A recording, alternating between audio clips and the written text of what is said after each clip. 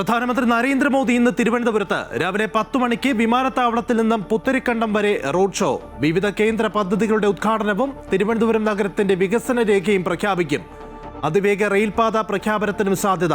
ഉച്ചയ്ക്ക് ശേഷം മോദി തമിഴ്നാട്ടിലേക്ക്. NDAയുമായുള്ള സഖ്യത്തിന് പിന്നാലെ 2020-ലെ പഞ്ചായത്ത് അംഗങ്ങളെ കൂടെ നിർത്താനുള്ള ശ്രമങ്ങളുമായി LDFും UDFും. കൂടുതൽ പേരെ കൂടെ ചേർക്കാമെന്ന പ്രതീക്ഷയിൽ മുന്നണികൾ. സാബു ജേക്കബ് ഇന്ന് പ്രധാനമന്ത്രിക്കൊപ്പം വേദി പങ്കിടും.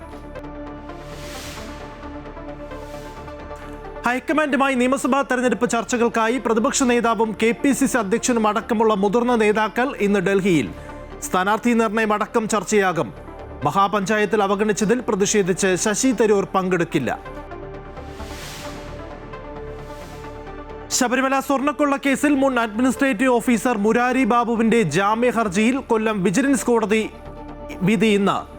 ജാമ്യ ഹർജി നൽകിയത് റിമാൻഡ് കാലാവധി 90 ദിവസം പിന്നിട്ടിട്ടും SIT കുറ്റപത്രം സമർപ്പിക്കാത്ത സാഹചര്യത്തിൽ തന്ത്രി കണ്ഠരർ രാജീവരെ SIT ഇന്ന് ചോദ്യം ചെയ്യും. ലോകസമാധാനത്തിനായി അമേരിക്കൻ പ്രസിഡന്റ് ഡൊണാൾഡ് ട്രംപ് സ്ഥാപിച്ച ബോർഡ് ഓഫ് പീസ് നിലവിൽ വന്നതായി വൈറ്റ് ഹൗസ്. ഒപ്പുവയ്ക്കാതെ ഇന്ത്യയും ചൈനയും. ലോകസമാധാനത്തിന് ഭീഷണിയെന്ന് റഷ്യ. സമിതിയിൽ അംഗത്വമെടുത്ത് 19 രാജ്യങ്ങൾ.